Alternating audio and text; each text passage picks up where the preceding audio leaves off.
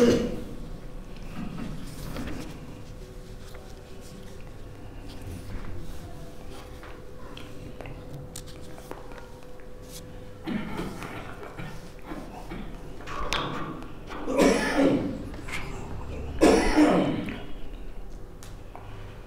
باللہ من الشیطان الرجیم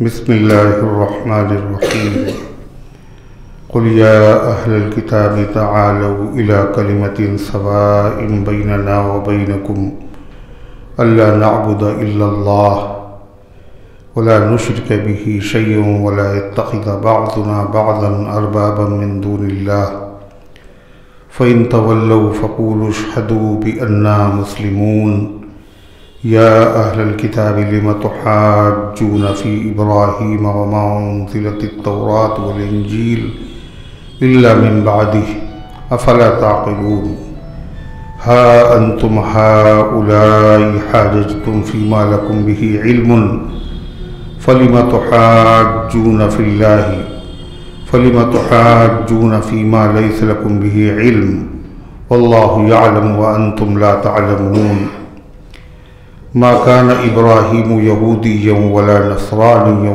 ولكن كان حنيفا مسلما وما كان من المشركين إن أولى الناس بإبراهيم للذين اتبعوه وهذا النبي والذين آمنوا والله ولي المؤمنين ودت طائفة من أهل الكتاب لو يضلونكم وما يضلون إلا أنفسهم وما يشعرون يا أهل الكتاب لم تكفرون بآيات الله وأنتم تشهدون يا أهل الكتاب لم تلبسون الحق بالباطل وتكتمون الحق وأنتم تعلمون وقالت طائفة من أهل الكتاب آمنوا بالذي أنزل على الذين آمنوا وجه النهار واكفروا آخره لعلهم يرجعون ولا تؤمنوا إلا لمن تبع دينكم قل إن الهدى هدى الله أن يؤتى أحد مثل ما أوتيتم أو يحاجوكم عند ربكم قل إن الفضل بيد الله يؤتيه من يشاء والله واسع عليم يختص برحمته من يشاء والله ذو الفضل العظيم ومن أهل الكتاب من إن تأمنه بقنطار يؤده إليك ومنهم من إن تأمنه بدينار لا يؤده إليك إلا ما دمت عليه قائما ذلك بأنهم قالوا ليس علينا في الأميين سبيل ويقولون على الله الكذب وهم يعلمون بلا من اوفى بعهده واتقى فإن الله يحب المتقين صدق اللہ العظیم۔ محترم حضرات، سامعین کرام، حاضرین مسجد، عزیزوں اور بزرگوں، یہ قرآن مقدس کے تیسرے پارے کی سورہ آل عمران کی پاکیزہ، نورانی، مبارک، بعظمت، مطہر آیتیں ہیں۔ دعا کیجئے اللہ تعالیٰ ان مقدس آیات کی روشنی میں صحیح اور سچی بات عرض کرنے کی توفیق نصیب فرمائے اور ہم سب کو عمل کرنے کی توفیق عطا فرمائے۔ اس سے پہلے کی آیات میں تذکرہ تھا کہ نجران کے عیسائیوں کا وفد نبی کریم علیہ السلام کی خدمت میں حاضر ہوا اور حضور پاک علیہ السلام نے ان کے سامنے دین کی پاکیزہ مقدس تعلیم رکھی اور فرمایا کہ عیسیٰ علیہ السلام اللہ کے نبی ہیں، اللہ کے بندے ہیں، اللہ کے بیٹے نہیں ہیں، نہ وہ خدا ہیں نہ خدائی کے حصے دار ہیں۔ تو حضور پاک علیہ السلام سے انہوں نے کہا کہ عیسیٰ علیہ السلام کا جب کوئی باپ نہیں ہے، بغیر باپ کے بچہ ہوتا نہیں ہے، اس کا مطلب یہ ہے کہ اللہ نے اپنی قدرت سے پیدا کیا، لہذا وہ ان کا باپ اللہ ہے، وہ اللہ کے بیٹے۔ آپ بتائیے پھر ان کا باپ کون ہے؟ تو قرآن کی آیت نازل ہوئی اور بتایا گیا کہ اللہ کے وہاں عیسیٰ علیہ السلام کا معاملہ ایسا ہے جیسے آدم علیہ السلام کا معاملہ۔ خدا نے اپنی قدرت سے بغیر ماں اور باپ کے ان کو پیدا کیا۔ جب وہ خدا کے بیٹے نہیں ہیں تو عیسیٰ علیہ السلام کیسے خدا کے بیٹے ہو سکتے؟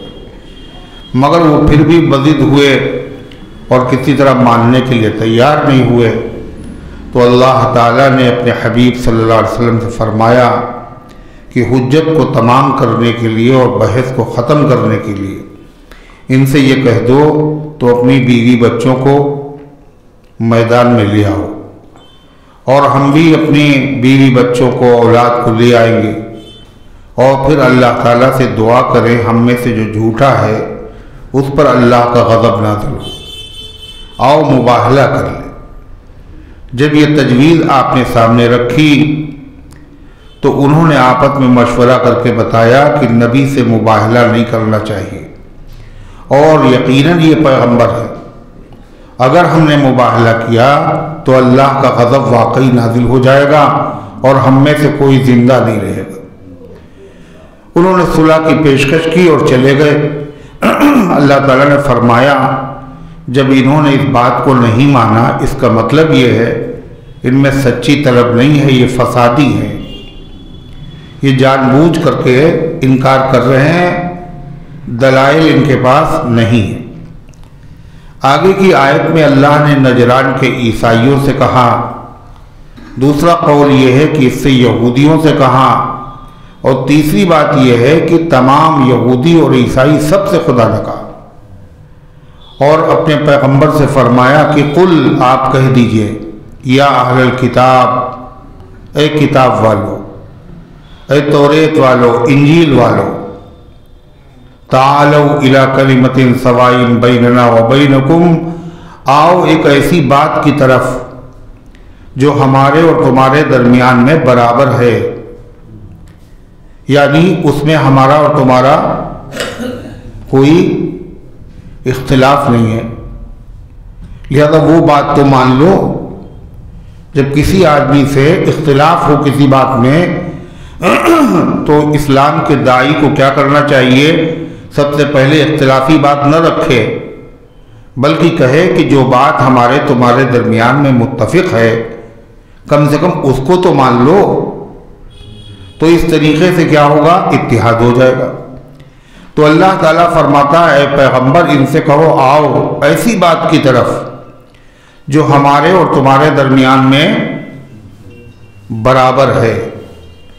برابر ہونے کا مطلب ہم بھی اسے مانتے ہیں اور تم بھی اسے مانتے ہو۔ وہ بات کیا ہے؟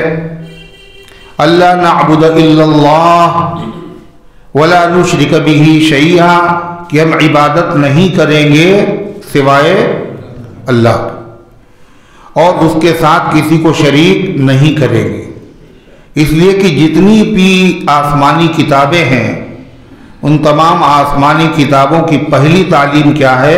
اللہ کی توحید اختیار کرو اور اللہ تعالیٰ کے ساتھ کسی کو شریک نہ کرو۔ کم و بیش 1,24,000 پیغمبر آئے دنیا میں، ہر پیغمبر نے جو پہلی دعوت دی ہے وہ کیا ہے؟ دعوت توحید۔ یا ایھا الناس قولوا لا الہ الا اللہ تفلحوا، اے لوگو اقرار کرو کہ اللہ کے علاوہ کوئی عبادت کے لائق نہیں ہے، کامیاب ہو جاؤ گے۔ لہذا ہمارا اور آپ کا، ہم بھی آسمانی کتاب کے ماننے والے، تم بھی آسمانی کتاب کے ماننے والے، تم بھی ایک پیغمبر کے ماننے والے ہو، لہذا جس میں ہمارا اور تمہارا اتفاق ہے کم سے کم اس کے اوپر تو متحد ہو جاؤ۔ اور وہ اتفاق کاہے پر ہے؟ کہ اللہ کے علاوہ کسی کی عبادت نہیں کریں گے اور اللہ کے ساتھ کسی کو شریک نہیں کریں گے۔ تو واقعہ یہ ہے یہود و نصارہ سب توحید کے قائل تھے کہ اللہ ایک ہے، لیکن زبان سے کہتے تھے کہ اللہ ایک ہے، لیکن اللہ کی ذات میں، اللہ کی صفات میں غیروں کو شریک کرتے تھے۔ کیا کہتے تھے وہ؟ عزیر علیہ السلام اللہ کے بیٹے ہیں، یہ کیا ہے؟ یہ تو شرک ہے۔ لم یلد ولم یولد، نہ اس نے کسی کو جنا نہ وہ جنا گیا، نہ وہ کسی کی اولاد ہے نہ وہ کسی کا باپ ہے۔ اور وہ کہتے تھے کہ عیسیٰ علیہ السلام، عیسائی کہتے تھے اللہ کے بیٹے۔ یہ کیسی توحید ہے؟ مطلب یہ ہے کہ توحید کی تعلیم تمہاری کتاب میں ہے، ہماری کتاب میں ہے، لیکن زبانی نہیں، عملی طور پر متفق ہو جائیں۔ جیسے ہم اللہ کے علاوہ کسی کی عبادت نہیں کرتے، تم بھی عمل کر کے دکھاؤ کہ ہم عیسیٰ علیہ السلام کو اللہ کا بیٹا نہیں مانتے، اللہ کا کوئی بیٹا نہیں، عزیر علیہ السلام کو اللہ کا بیٹا نہیں مانتے۔ زبان سے کہنا اور ہے اور عمل کر کے دکھانا اور ہے۔ دنیا میں جتنے لوگ ہیں اور جو اختلاف کرتے ہیں، لڑائیاں کراتے ہیں، فرقہ واریت پھیلاتے ہیں، ان میں سے کوئی ایک آدمی یہ نہیں کہے گا کہ ہم اتحاد کے مخالف ہیں۔ ارے ہم تو اتحاد کی دعوت دیتے ہیں۔ رافضی ہوں، قادیانی ہوں، اہل حدیث ہوں، یعنی یہ تو گمراہ فرقے، وہ تو غیر ایمان، یہ تو گمراہ فرقے۔ ایک آدمی یہ نہیں کہے گا ہم اختلاف کی دعوت دیتے ہیں، ہر آدمی کہے گا ہم اتحاد۔ وَاعْتَصِمُوا بِحَبْلِ اللَّهِ جَمِيعًا، اور قرآن کی آیت پڑھیں گے کیا؟ آ جاؤ اور اللہ کی رسی کو مضبوطی سے پکڑ لو۔ زبانی کہیں گے لیکن عمل کیا ہوگا؟ رسی کوئی نہیں پکڑے گا۔ رسی کیا ہے؟ جس پہ اتحاد ہو جائے وہ کیا ہے؟ وہ ہے قرآن۔ قرآن کو سب مضبوطی سے تھام لو، قرآن کی تعلیمات کو مان لو، لیکن قرآن کی تعلیمات کو ماننے کے لیے تیار نہیں۔ اب آپ بتائیے قرآن کی تعلیم کیا ہے؟ صحابہ کرام سب کے سب متقی ہیں، مومن کامل ہے، سب کے سب جنتی ہیں، سب آپس میں رحم دل ہیں، دشمنوں کے مقابلے میں سخت ہے، عادل ہیں۔ یہ سب قرآن کی تعلیم ہے۔ مگر جو لوگ کہتے ہیں کہ صحابہ کرام رضوان اللہ تعالی علیہم اجمعین معاذ اللہ تین کے علاوہ سب دین سے پھر گئے تھے، وہ کون ہیں؟ رافضی ہیں۔ تین تو باقی رہے اسلام پر، باقی سب پھر گئے۔ نبی کریم علیہ السلام کی وفات کے بعد تمام صحابہ نے صدیق اکبر کو خلیفہ بنا لیا اور حضرت علی کو چھوڑ دیا، لہذا سب کے سب دین سے پھر گئے معاذ اللہ۔ اب آپ بتائیے، وہ بھی یہی کہتے ہیں وَاعْتَصِمُوا بِحَبْلِ اللَّهِ جَمِيعًا وَلَا تَفَرَّقُوا، اللہ کی رسی کو مضبوطی سے تھام لو، آپس میں اختلاف نہ کرو۔ تو اختلاف کہہ تو رہے ہیں اختلاف نہ کرو، مگر اختلاف کرنے والا کون ہے؟ سوچیے آپ، جو صحابہ کو مومن مانے اس کے ہاتھ میں قرآن کی رسی ہے، جو صحابہ کو متقی مانے، جو صحابہ کو جنتی مانے، جو صحابہ کرام کی پیروی پر جنت کے وعدے کو مانے، جو ان کو اشداء والکفار مانے، جو ان کو رحماء بینہم مانے، اس کے ہاتھ میں ہے۔ وہ زبان سے بھی کہہ رہا ہے، دل سے بھی سمجھ رہا ہے۔ تم زبان سے تو کہہ رہے ہم قرآن کو مانتے ہیں، مگر قرآن کی تعلیمات پر عمل نہیں کرتے۔ یہی حال یہود و نصارہ کا تھا، وہ کہتے تھے ہماری کتاب میں توحید کی تعلیم ہے، ہم بھی اللہ کو ایک مانتے۔ عیسائی بھی کہتے تھے ایک مانتے، لیکن یہ زبانی قوالی تھی، حقیقت سے اس کا کوئی تعلق نہیں تھا، اس لیے کہ وہ لوگ عیسیٰ علیہ السلام کو خدا کا بیٹا کہتے تھے اور وہ عزیر علیہ السلام کو خدا کا بیٹا کہتے تھے۔ اور کیا توحید میں اختلاف تھا؟ فرمایا کہ آؤ ایسی بات کی طرف، ایسی بات میں جو ہمارے تمہارے درمیان برابر ہے، اور وہ بات کیا ہے؟ ہم اللہ کے علاوہ کسی کی عبادت نہ کریں اور اس کے ساتھ کسی کو شریک نہیں کریں گے۔ وَلَا يَتَّخِذَ بَعْضُنَا بَعْضًا أَرْبَابًا مِّن دُونِ اللَّهِ، اور ہم میں سے کوئی کسی کو اللہ کو چھوڑ کر رب نہیں مانے گا۔ رب کون ہے؟ اللہ، رب السماوات والارض۔ ہم میں سے کوئی اللہ کو چھوڑ کر کسی کو رب نہ مانے۔ تو یہود و نصارہ اللہ کو چھوڑ کر اپنے عالموں کو، اپنے راہبوں کو، اپنے درویشوں کو، اپنے پادریوں کو کیا مانتے تھے؟ کیا مانتے تھے؟ رب مانتے تھے۔ کسی بھی یہودی سے کہہ دیجیے، وہ کیا کہے گا؟ ہم نے تو کبھی نہیں کہا کہ ہمارے فلاں پادری رب ہیں۔ ہم نے تو کبھی نہیں کہا کہ ہمارے ربی اور ہمارے پادری اور ہمارے راہب رب ہیں، ہم نے تو کبھی نہیں کہا۔ لیکن رب ہونے کا مطلب کیا ہے؟ حلال اور حرام کا حق صرف اللہ کو ہے۔ اللہ کسی چیز کو حرام کرتا ہے اور تمہارے مولوی اور تمہارے پادری اس کو حلال کہہ دیتے ہیں اور تم کہتے ہو یہ حلال ہے۔ اللہ نے کسی چیز کو حلال کیا اور تمہارے راہب و پادری کہہ دیتے ہیں یہ حرام ہے، تو تم اسے حرام سمجھتے ہو۔ تو گویا کہ تم نے جو اللہ کا حق تھا وہ کس کو دے دیا؟ اپنے پادریوں کو دے دیا۔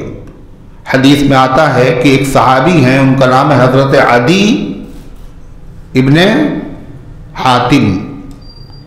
یہ وہی حاتم تائی جن کی سخاوت کے قصے مشہور ہیں، افسانے، واقعی وہ بڑے سخی آدمی تھے۔ انہی کے بیٹے کا نام تھا عدی، اور یہ عیسائی مذہب سے ان کا تعلق تھا۔ تو حضرت عدی نبی کریم صلی اللہ علیہ وسلم کے پاس آئے ایمان لانے کے لیے۔ جب وہ آئے تو حضور پاک صلی اللہ علیہ وسلم نے اپنا تکیہ ان کو دے دیا، اور زندگی بھر مخالفت کرتے رہے، لوگوں کو بھی ورغلاتے رہے، اپنی قوم کو بھی ورغلاتے رہے، اسلام قبول کرنا۔ جب آئے تو نبی کریم علیہ السلام کا اخلاق کریمانہ دیکھیے۔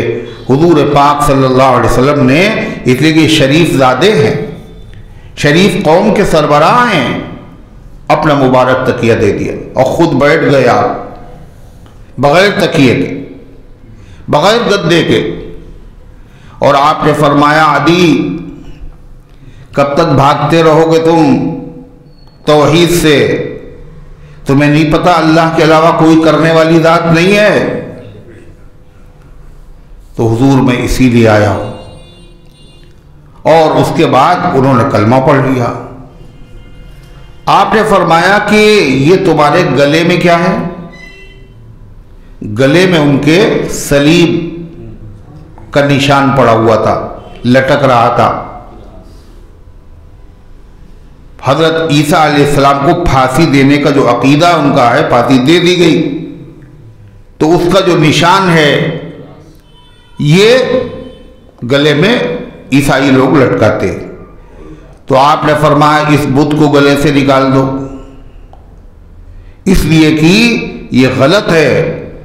قرآن کہتا وما قتلوہ وما صلبوہ ولکن شبہ لہم، نہ انہوں نے عیسیٰ علیہ السلام کو قتل کیا ہے نہ سولی دی ہے، اللہ نے معاملے کو چھپا دیا۔ سمجھ ہی نہیں پائے وہ کیا ہوا۔ اس سے پہلے درس میں بتایا تھا کہ اگر یہ ہمارا آدمی ہے تو عیسیٰ کہاں گئے، اور عیسیٰ اگر یہ ہے تو ہمارا آدمی کہاں گیا، اور چہرہ تو عیسیٰ علیہ السلام کی طرح ہے اور جسم ہمارے آدمی کی طرح ہے۔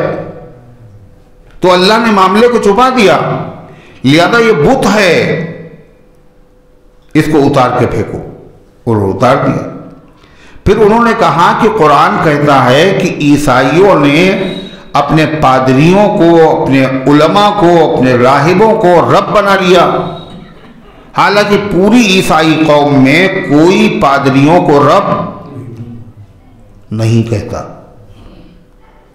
یہ انہوں نے حضور پاک صلی اللہ علیہ وسلم کے سامنے سوال رکھا، تو آپ نے فرمایا کہ ایسا نہیں ہے، خدا نے جس کو انجیل میں حرام کیا اور تمہارے پادریوں نے اسے حلال کہہ دیا، تم نے اسے حلال نہیں سمجھا؟ خدا نے جس کو حرام کیا پادریوں نے حلال کہا، اسے حلال سمجھ لیا۔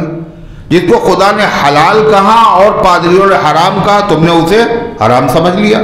کہاں یہ تو ہے کہ یہی تو رب ماننا ہے۔ حلال و حرام کا اختیار صرف اللہ کو حاصل ہے۔ اللہ کے رسول صلی اللہ علیہ وسلم خدا کی خدائی میں سب سے بڑے، تمام انبیاء میں سب سے بڑے، نبیوں کے امام۔ آپ کی شریعت قیامت تک کبھی منسوخ نہیں ہوگی، محبوب رب العالمین، مگر آپ کو بھی حلال کو حرام کرنے کا حق نہیں تھا۔ حضور انور صلی اللہ علیہ وسلم نے ایک موقع پر قسم کھا لی کسی خاص وجہ سے کہ ہم شہد نہیں کھائیں گے، شہد کو اپنے اوپر گویا کہ ہم نے حرام کر لیا، نہیں کھائیں گے، یعنی حرام کر لیا۔ قرآن کی آیت نازل ہوئی، یا ایھا النبی لم تحرم ما احل اللہ لک، اے نبی اس چیز کو کیوں حرام کر رہے ہیں آپ جس کو اللہ نے آپ کے لیے حلال کیا ہے؟ تو حلال و حرام کا حق صرف اکیلے اللہ کو حاصل ہے. کسی غیر آدمی کو سجدہ کرنے ہی عبادت نہیں ہے، بلکہ کسی کو حلال و حرام کا مختار مان لینا یہ بھی شرک. سجدہ نہیں کرتا ہے غیر اللہ کو، لیکن یہ سمجھتا ہے یہ حلال کر سکتے ہیں حرام کر سکتے ہیں، یہ بھی شرک ہے. جب یہ اللہ کا حق ہے، یہ کسی کو آپ نے اور دے دیا تو کیا ہے؟ اسی کے معنی ہے پارٹنر بنا دینا، شریک کر لینا اللہ کے علاوہ. جو رافضی لوگ ہیں، تو یہودیوں عیسائیوں کی بات تھی، رافضیوں کی بات کیا ہے؟ ان کے وہاں 12 ہیں، 12 امام، 12 امام جن کو یہ کہتے ہیں، ان میں 12 میں سے 11 وہ سب کے سب ہمارے بزرگ، ہمارے پیشوا، ہمارے مقتدی، اور وہ سب کے سب اہل سنت و جماعت میں سے ہیں، سب کے سب. حضرت علی،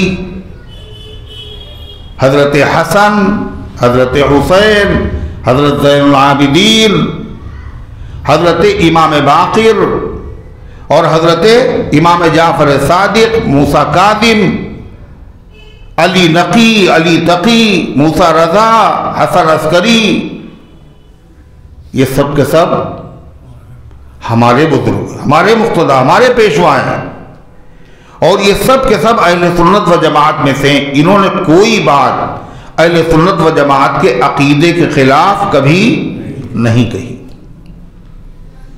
یہ مذہب تو بہت بعد میں بنایا گیا، بہت بعد میں اس کو تجویز کیا گیا. تو غرضے کی اس مذہب میں کیا ہے؟ یہ کہتے ہیں ہمارے جو 12 امام ہیں وہ اللہ کی طرف سے مقرر کیے ہوئے ہیں، ان کی اطاعت کرنا ایسے ہی فرض ہے جیسے نبی کی اطاعت کرنا، اور ان کا درجہ تو ہر نبی سے بڑا ہے. نہیں سمجھے؟ نبی کے برابر نہیں، ہر نبی سے بڑا. حالانکہ اہل سنت و جماعت کا عقیدہ کیا ہے؟ غیر صحابی صحابی کے برابر نہیں ہو سکتا. نبی کے برابر کیسے ہو جائے گا؟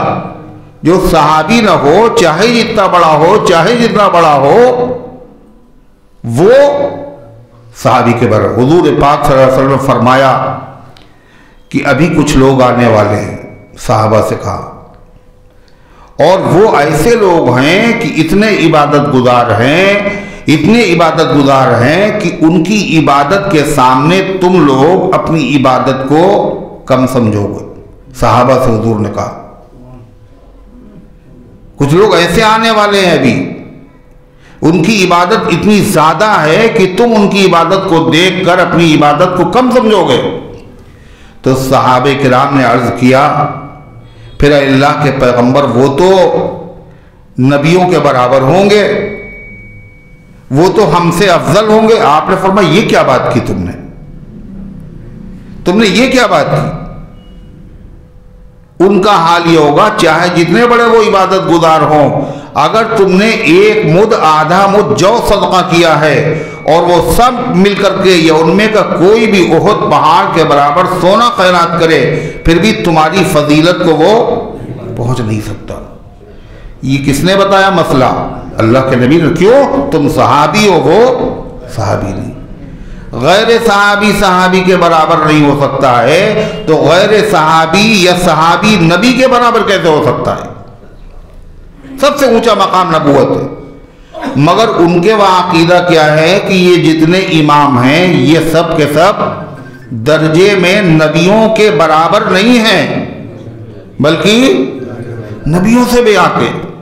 الامامت فوق النبوہ، امامت کا درجہ فوق مانے اوپر، امامت کا درجہ نبوت سے اونچا ہے.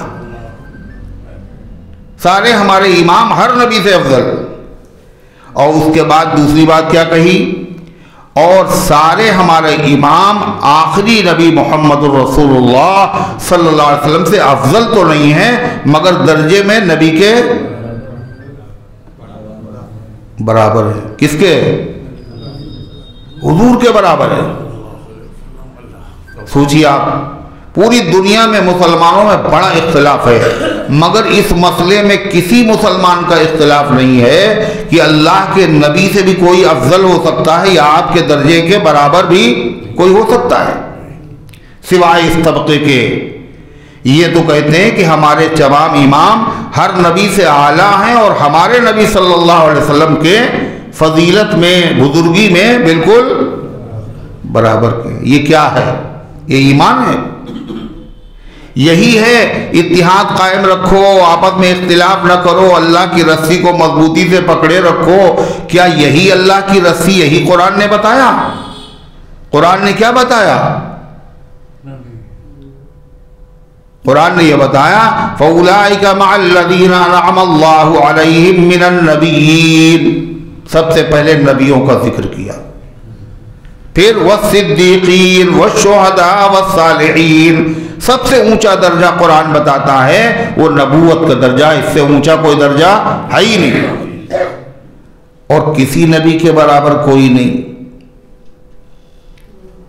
آپ نے فرمایا کہ دیکھو حسنین کریمین، یہ جنت میں جوانوں کے سردار ہیں، مگر اللہ ابنی خالہ، مگر دو خالداد بھائیوں کے برابر نہیں ہیں، ان کے سردار نہیں ہیں. حضور نے فرمایا، خطبے میں پڑھی جاتی ہے یہ حدیث، الحسن والحسین سیدہ شباب اہل الجنہ. حسن اور حسین جنت کے جوانوں کے سردار ہیں.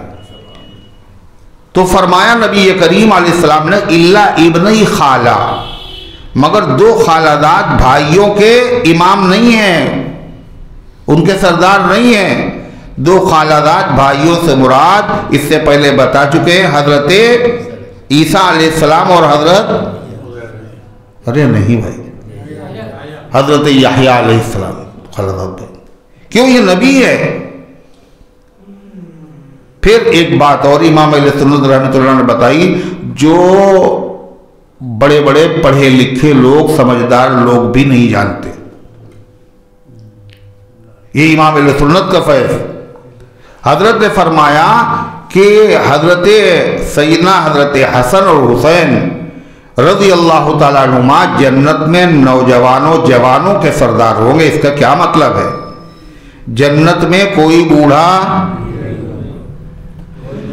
نہیں ہوگا، تو سب جوان ہوں گے. جب سب جوان ہوں گے تو پھر سب کے سردار ہوں گے. کہ نہیں، یہ مطلب نہیں ہے اس کا. یہ مطلب کیوں نہیں ہے؟ کہ اس کا مطلب تو یہ ہوا کہ وہ اللہ کے نبی کے بھی سردار ہوں گے، حضور بھی تو جوان ہوں گے. وہ اپنے والد حضرت علی کے بھی سردار ہوں گے، وہ بھی تو جوان ہوں گے. نہیں، پھر کیا مطلب ہے؟ ایک دوسری حدیث میں آتا، حضرت علی فرماتے ہیں نبی کریم صلی اللہ علیہ وسلم کی محفل میں ہم بیٹھے ہوئے تھے، اطلع ابو بکر و عمر، ایک دم سے ابو بکر و عمر آتے ہوئے دکھائی دیے. تو حضرت علی کہتے ہیں اللہ کے نبی صلی اللہ علیہ وسلم فرمایا انہما سیدہ کہول اہل الجنہ ما خلا النبیین والمرسلین. یہ دونوں جو آ رہے ہیں یہ جنت کے بڑی عمر کے لوگوں کے سردار ہیں، انبیاء اور رسول کے علاوہ، نبیوں کے نہیں، لیکن بڑی عمر کے لوگوں کے سردار ہے. اب جنت میں تو کوئی بڑی عمر کا ہو گئی نہیں. حضور پاک صلی اللہ علیہ وسلم کے پاس ایک خاتون آئیں، حضرت خدیجہ، حضرت عائشہ صدیقہ رضی اللہ عنہ کی وہ خالہ تھیں رشتے میں. حضور دعا کر دی جنت پہ چلے جائیں. آپ نے فرمایا کوئی بڑھیا جنت پہ نہیں جائے گی. وہ تو رونے لگی. آپ نے فرمایا ان سے بتاؤ جو بھی بوڑھی عورت ہوگی اس کو جنت میں جوان کر کے داخل کیا جائے گا، کوئی بوڑھا وہاں ہوگا نہیں. تو کیا مطلب ہوا پھر اس کا؟ جب سب جوان ہوں گے تو ابو بکر عمر ادھیڑ عمر کے لوگوں کے سردار، اور حضرت حسن حسین جوانوں کے سردار. وہاں کوئی ادھیڑ عمر کا ہے ہی نہیں، سب جوان ہیں. فرمایا اس کا مطلب یہ ہے کہ جوانی کی عمر میں جن کا انتقال ہوا ہے ان کے سردار ہیں، اور ادھیڑ عمر میں جن کا انتقال ہوا ہے ان کے سردار ابو بکر عمر ہوں گے، ورنہ ہوں گے تو سبھی جنت میں جوان۔ تو غرضے کی کسی کا درجہ نبی کے برابر نہیں ہو سکتا۔ اللہ کے نبی نے خود فرمایا، قرآن بتا رہا ہے، حدیث بتا رہی ہے، یہ اللہ کی مضبوط رسی ہے، اس کو اگر تھامو گے تو اتحاد پیدا ہوگا، اس کے خلاف بکواس کرو گے اور کہو گے اتحاد ہو جائے، اتحاد کیسے ہو سکتا ہے؟ ہم قرآن چھوڑیں گے نہیں، آپ قرآن مانیں گے نہیں، آپ کہیں گے ہم بھی قرآن کو کیسے مانتے ہیں؟ ایسے ہی مانتے ہیں جیسے یہود و نصارہ توحید کو مانتے تھے کہ اللہ کے علاوہ کوئی عبادت کے لائق نہیں ہے اور اللہ کا کوئی شریک نہیں ہے، اور پھر عیسیٰ علیہ السلام کو خدا کا بیٹا کہتے تھے اور وہ عزیر کو خدا کا بیٹا کہتے تھے۔ اسی طریقے سے ان لوگوں نے یہ بھی کہا، کیا کہا کہ یہ 12 امام ہمارے جو ہیں یحلون ما یشاؤون ویحرمون ما یشاؤون، جو چاہیں حلال کر دیں اور جو چاہیں حرام کر دیں۔ یہ اماموں نے نہیں کہا، یہ اماموں کی طرف گڑھ کر غلط باتیں منسوب کی گئی ہیں۔ بھلا امام کوئی مسلمان تو یہ بات کہہ نہیں سکتا، اتنے بڑے عالم حضور صلی اللہ علیہ وسلم کی اولاد میں وہ لوگ ایسی باتیں کریں گے؟ تو یہ وہی بات ہے، اللہ تعالیٰ نے کیا فرمایا کہ آؤ اس بات پر ہم عہد کر لیں، ہم میں سے کوئی کسی کو اپنا رب نہیں بنائے گا، اور رب بنانے کا مطلب یہ ہے اللہ نے جس کو حرام کیا کسی کے کہنے سے اسے بغیر دلیل کے ہم حرام نہیں سمجھیں گے۔ کہ امام حنیفہ نے کہا یہ حلال آپ مانتے ہیں، امام شافعی نے کہا کہ یہ حرام ہے آپ مانتے ہیں، امام مالک نے کہا حلال ہے آپ مانتے ہیں، امام احمد بن حنبل نے کہا حلال ہے آپ مانتے ہیں، آپ تو مان رہے ہیں حلال و حرام اماموں کے کہنے سے۔ اللہ کے بندو، امام جو کچھ کہہ رہے ہیں وہ اپنی طرف سے نہیں کہہ رہے ہیں، وہ قرآن و حدیث کی روشنی میں بتا رہے ہیں یہ حلال ہے اور یہ حرام ہے۔ انہوں نے اپنی طرف سے کوئی بات نہیں کہی ہے، ہم نہیں سمجھ پائے، انہوں نے سمجھ لیا۔ تو اپنی طرف سے جو آدمی حلال حرام کرے وہ کیا ہے؟ وہ حقیقت میں اپنے آپ کو رب سمجھ رہا ہے، لوگ بھی اسے رب سمجھ رہے ہیں۔ تو اللہ تبارک و تعالیٰ نے ارشاد فرمایا فَإِن تَوَلَّوْا، اگر وہ اس بات کو مان لے یہودی اور عیسائی کی ہاں ٹھیک ہے اللہ کی توحید کو مانیں گے، زبان سے بھی مانیں گے اور دل سے بھی مانیں گے، عمل سے بھی مانیں گے، تب تو ٹھیک ہے۔ اور اگر وہ کہیں نہیں ہم تو عیسیٰ کو خدا کا بیٹا مانیں گے اور توحید کے بھی قائل رہیں گے، اللہ ایک ہے، ہم عزیر کو اللہ کا بیٹا مانیں گے، اگر وہ نہ مانیں تو اے پیغمبر ان سے الجھیے نہیں، آخری بات کہی ہے فَإِن تَوَلَّوْا فَقُولُوا اشْهَدُوا بِأَنَّا مُسْلِمُونَ، اگر وہ روگردانی کریں اور حق بات کو نہ مانیں تو کہو تم گواہ رہو ہم مسلمان ہیں، تم گواہ رہو ہم اللہ کے ہر حکم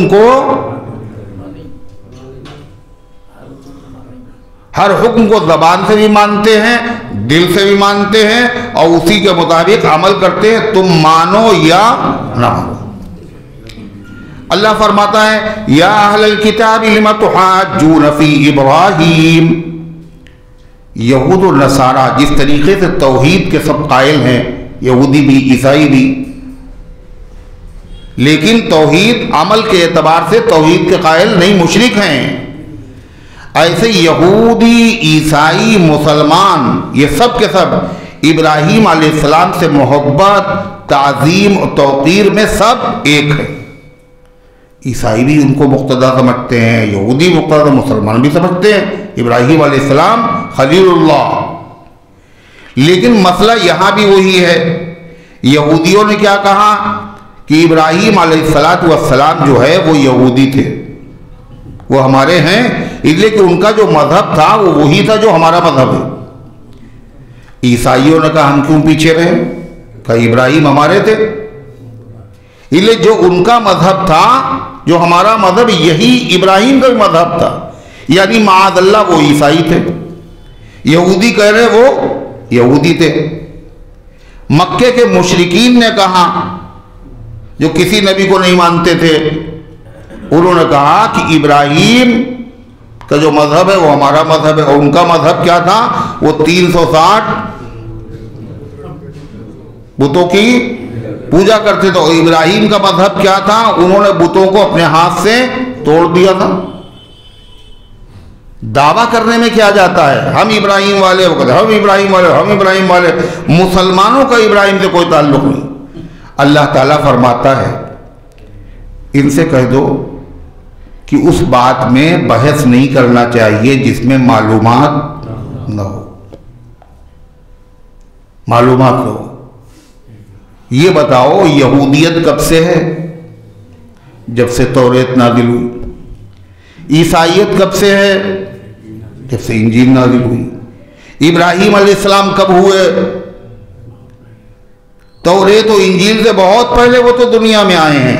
ابراہیم علیہ السلام اور موسیٰ علیہ السلام پر توریت نازل ہوئی 1000 سال کا فاصلہ، اور موسیٰ علیہ السلام اور عیسیٰ علیہ السلام کے درمیان 1000 سال کا فاصلہ۔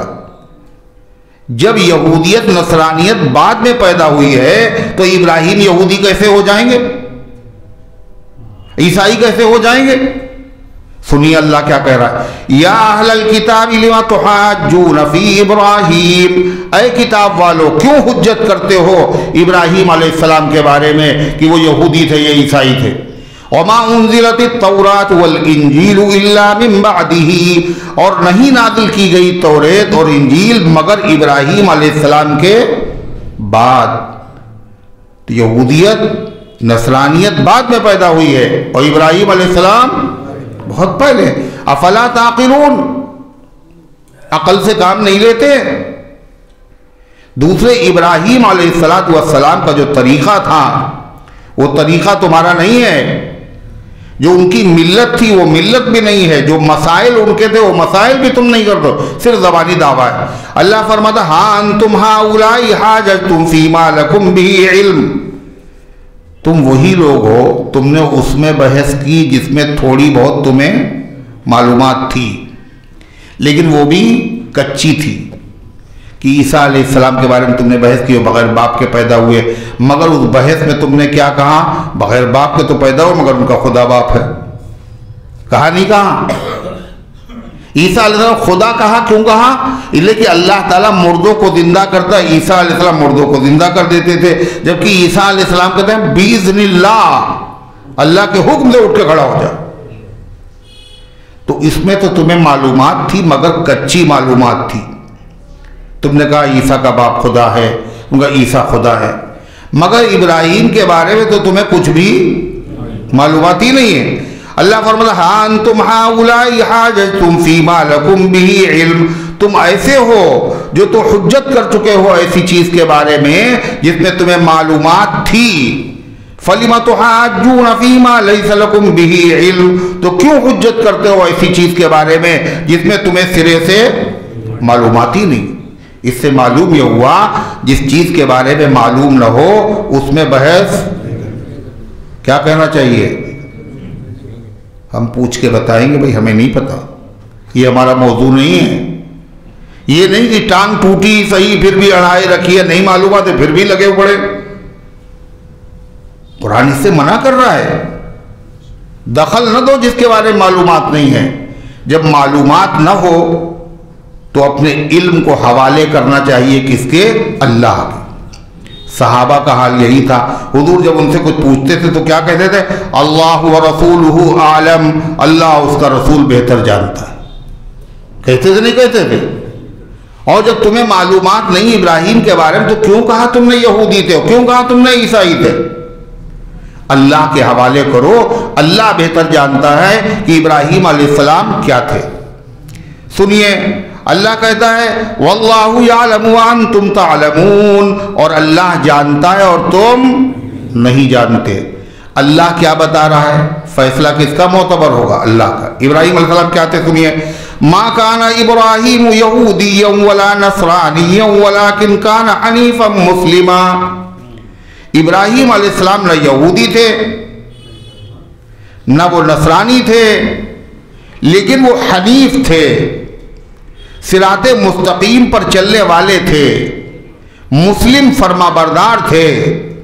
اور اے بت پرستو وما کان من المشرکین، ابراہیم علیہ السلام مشرک بھی نہیں تھے۔ قرآن نے کیا بتایا؟ جس میں معلومات نہ ہو اس میں بحث نہیں کرنا چاہیے۔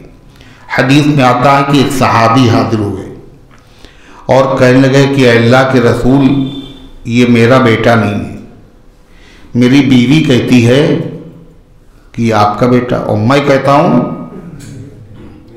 میرا بیٹا نہیں، دلیل کیا ہے؟ کس بیس پہ کہہ رہے ہیں؟ کہ ہمارا رنگ صاف ہے اور بیٹا جو ہے بالکل کالا کلوٹا ہے، تو یہ ہمارا نہیں۔ آپ نے فرمایا کیا اونٹوں کے مالک ہیں آپ؟ کہ ہاں ہیں حضور۔ اتنی دور کیوں بیٹھے ہوں اور پھر آنکھیں بند کر رہے اوپر سے؟ تو کیا کہا؟ اونٹوں کے مالک؟ ہاں۔ کیا ان میں کالے اونٹ ہیں؟ کہا ہیں۔ کوئی چتکبرا بھی اونٹ اس میں بنا؟ کہا ہاں ہاں۔ کہا یہ چتکبرا کیسے ہو گئے؟ جب سب کالے اونٹ تھے تو چتکبرا کہاں سے آیا؟ اے اللہ کے رسول، کوئی ہو سکتا رگ اس کی کھل گئی ہو۔ آپ نے فرمایا یہاں بھی ہو سکتا ہے کوئی رگ کھل گئی ہو۔ صرف اتنی سی بات پہ یہ دعویٰ کر دینا کہ ہمارا بیٹا نہیں ہے، ہمارے جیسا رنگ نہیں ہے۔ ایک حدیث میں آتا ہے، آپ نے فرمایا جب بچے کی صورت بنائی جاتی ہے تو اس وہاں سے لے کر کے آدم علیہ السلام تک اس کے خاندان کے جتنے لوگ گزرے ہیں ان سب کی صورتیں حاضر کی جاتی ہیں، اور ان میں سے کسی کی شکل وہ اختیار کر لیتا ہے، اور آدمی حیرت زدہ ہوتا ہے یہ ہمارا کہ نہیں، یہ کس کو پڑ گیا؟ تو فرمایا کہ جب تک تمہیں معلومات نہ ہو تو کسی چیز کی نفی نہیں کرنا چاہیے، جب تک تحقیق نہ ہو کوئی بات مت کہنا۔ اللہ فرماتا ہے ابراہیم علیہ السلام یہودی نہیں تھے اور نصرانی بھی نہیں تھے، ابراہیم علیہ السلام کہتے حنیف اور مسلم تھے۔ حنیف کسے کہتے ہیں؟ حنیف اسے کہتے ہیں جو موحد ہو،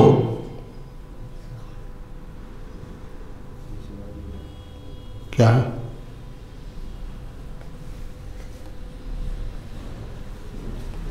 جو توحید والا ہو۔ اور یہودی اور عیسائی دونوں توحید سے ہٹ چکے ہیں۔ وہ عیسیٰ کو خدا کا بیٹا کہہ رہے، وہ عزیر کو خدا کا بیٹا کہہ رہے۔ حلال و حرام کا حق انہوں نے اپنے مولویوں کو دے دیا۔ حنیف اسے کہتے ہیں کہ جو حج کرتا ہو۔ یہودی اور عیسائی دونوں حج نہیں کرتے ہیں، اور کوئی پیغمبر ایسا نہیں ہے جس نے حج نہ کیا ہو۔ آپ نے فرمایا عیسیٰ علیہ السلام آئیں گے، اور میں دیکھ رہا ہوں کہ عیسیٰ علیہ السلام احرام باندھے ہوئے ہیں اور جا رہے ہیں خانہ کعبہ کا طواف کرنے کے لیے۔ جب ہر نبی نے حج کیا تو یہود و نصارہ حج کیوں نہیں کرتے؟ ابراہیم علیہ السلام کی شریعت اور طریقہ حج بیت اللہ کرنا تھا۔ ابراہیم علیہ السلام نے حج کی فرضیت کا اعلان کیا ہے، قرآن میں ہے وَأَذِّنْ فِي النَّاسِ بِالْحَجِّ، لوگوں میں حج کے فرض ہونے کا اعلان کرو۔ یَأْتُوكَ رِجَالًا وَعَلَىٰ كُلِّ ضَامِرٍ یَأْتِینَ مِنْ كُلِّ فَجٍّ عَمِیقٍ۔ ابراہیم تم اعلان کرو۔ اے اللہ ہماری آواز کہاں پہنچے گی؟ تیری دنیا بہت بڑی۔ ابراہیم آواز پہنچانے کے لیے نہیں کہا، اعلان کرنے کے لیے کہا ہے۔ اعلان تمہارا کام ہے، آواز پہنچانا ہمارا کام۔ انہوں نے مقام ابراہیم پہ کھڑے ہو کر جیسے حی علی الصلاح حی علی الفلاح کے وقت مؤذن گردن گھماتا ہے، ایسے چاروں طرف سر گھما کے کہا یا ایھا الناس ان اللہ قد فرض علیکم حج البیت، اے لوگوں تمہیں اللہ تعالیٰ نے تمہارے اوپر بیت اللہ کا حج فرض کیا ہے۔ اللہ نے وہ آواز جو موجود تھے ان تک تو پہنچائی، جو پیدا نہیں ہوئے تھے ماں کے پیٹ میں تھے ان تک پہنچائی، اور جو قیامت تک پیدا ہونے والے ان کی روحوں تک پہنچائی۔ اور جس نے کہا لبیک اس کو بلاوا آ گیا، حج کی توفیق اسے ملے گی۔ جس نے بار بار کہا اس کو بار بار توفیق ملے گی۔ تو ابراہیم علیہ السلام نے حج کیا، حج کی فرضیت کا اعلان کیا، اور اللہ سے کیا دعا کی؟ آج کل لوگ جا رہے ہیں عمرہ کرنے، حج کرنے جا رہے ہیں، یہ بھی ایک فیشن ہو گیا، چلو کہیں اور نہیں تو وہیں تفریح کرائے چل کے۔ مسئلے مسائل لوگ سیکھتے نہیں ہیں۔ ابراہیم علیہ السلام نے جب حج کیا تو اللہ تعالیٰ سے کیا کہا؟ وَأَرِنَا مَنَاسِكَنَا وَتُبْ عَلَيْنَا إِنَّكَ أَنْتَ التَّوَّابُ الرَّحِيمُ، اے اللہ اور ہمیں حج کے مسائل بھی سکھا دیجئے۔ ابراہیم علیہ السلام کہہ رہے، حضرت جبریل علیہ السلام تشریف لائے اور کہا اس طریقے سے ابراہیم یہاں پہ طواف کرو اور یہاں آ کر کے قربانی کرو، یہاں آ کر کے دعا کرو۔ مینا بھی لے گئے، مزدلفہ بھی لے گئے، عرفات بھی لے گئے۔ تو ابراہیم علیہ السلام کا طریقہ کیا ہے؟ حج کرنا۔ اور یہودی اور عیسائی حج نہیں کرتے، کرتے ہیں نہیں کرتے۔ اسی لیے حضور انور صلی اللہ علیہ وسلم نے فرمایا کہ جو آدمی حج کر سکتا ہے، طاقت ہے، پیسہ ہے، اور پھر بھی حج کرنے نہیں جاتا، تو مجھے کوئی پرواہ نہیں ہے چاہے یہودی ہو کے مرے یا حضور نے یہودی عیسائی کیوں کہا؟ اسی لیے کہ یہودی حج نہیں کرتا اور عیسائی حج نہیں کرتا۔ آپ نے یہ نہیں کہا مشرک ہو کے مرے، مکے کے مشرک بھی حج کرتے تھے۔ حضور صلی اللہ علیہ وسلم کی نبوت کا اعلان کرنے سے پہلے مکے کے مشرک بھی حج کرتے تھے، مگر یہودی نہیں کرتے۔ یہ کیسے موحد ہے؟ حنیف۔ حنیف اسے کہتے ہیں جو حج کرتا ہو، اور حنیف اسے کہتے ہیں جو قربانی کرتا ہو۔ صحابہ نے پوچھا ما ہی الغضاحی یا رسول اللہ، حضور یہ قربانیاں کیا ہیں؟ تو آپ نے کیا فرمایا؟ یہ سنت ابیکم ابراہیم، یہ تمہارے باپ ابراہیم کا طریقہ ہے۔ تو آج اس طریقے پر عمل کرنے والے نہ یہودی ہیں نہ عیسائی ہیں، اس شریعت پر عمل کرنے والے صرف اور صرف، اس لیے اللہ نے فرمایا یہ غلط کہتے ہیں کہ ابراہیم یہودی تھے، عیسائی تھے۔ ما کان ابراہیم یہودیا ولا نصرانیا ولکن کان حنیفا مسلما، ابراہیم کا قبلہ بیت اللہ تھا، مسلمانوں کا قبلہ بیت اللہ ہے۔ یہودی بیت اللہ کی طرف رخ کر کے نماز نہیں پڑھتے، عیسائی بھی نہیں پڑھتے۔ جہاں عیسیٰ علیہ السلام پیدا ہوئے ہیں بیت اللحم جو وہاں فلسطین میں ہے، ادھر منہ کر کے پڑھتے نماز۔ تو فرمایا وَلَكِنْ كَانَ حَنِيفًا مُسْلِمًا وَمَا كَانَ مِنَ الْمُشْرِكِينَ، اور مشرکیوں سے ان کا کوئی تعلق نہیں تھا، وہ مشرکوں میں سے نہیں تھے، وہ تو مشرکن تھے۔ پھر یہودیوں نے کہا کہ دیکھو ابراہیم علیہ السلام سے ہمیں زیادہ تعلق، عیسائیوں نے کہا ہمیں زیادہ تعلق۔ اللہ کا جی نہیں، ابراہیم والے کون ہیں سنو، اِنَّ أَوْلَى النَّاسِ بِإِبْرَاهِيمَ، بلا شبہ تمام آدمیوں میں زیادہ ابراہیم علیہ السلام کے ساتھ تعلق اور خصوصیت رکھنے والے وہ لوگ ہیں لَلَّذِينَ اتَّبَعُوهُ، جنہوں نے ابراہیم کے ساتھ ان کی اتباع کی ان کے زمانے میں۔ اور ابراہیم علیہ السلام کا زمانہ گزرے وہ تو بہت زمانہ ہوگا، 2500 سال پہلے ابراہیم علیہ السلام نے خانہ کعبہ میں دعا مانگی تھی، ربنا وابعث فیہم رسولا، اے اللہ ان میں ایک پیغمبر کو بھیجیے۔ اس پیغمبر سے مراد آخری پیغمبر جناب محمد رسول اللہ صلی اللہ علیہ وسلم ہے۔ کسی نے پوچھا اے پیغمبر آپ کے نبی ہونے کی دلیل کیا ہے؟ آپ نے فرمایا کہ میں ابراہیم انا ثمرۃ دعاء ابی ابراہیم، میں اپنے باپ ابراہیم کی دعاؤں کا نتیجہ ہوں، اور بشارت عیسیٰ، اور عیسیٰ علیہ السلام کی خوشخبری کا نتیجہ ہوں۔ عیسیٰ علیہ السلام نے خوشخبری دی تھی مبشرا برسول یاتی من بعد اسمہ احمد، میں ایک ایسے نبی کی خوشخبری سنا جو میرے بعد آئے گا جس کا نام احمد ہوگا۔ اور ابراہیم نے دعا کی تھی۔ اللہ کہتا نہ یہودیوں سے کوئی تعلق ہے نہ عیسائیوں کو ہے، ابراہیم سے خاص تعلق ان کو ہے جو انہوں نے ان کی اتباع کی، وہذا النبی، اور اس نبی کو ابراہیم سے زیادہ تعلق۔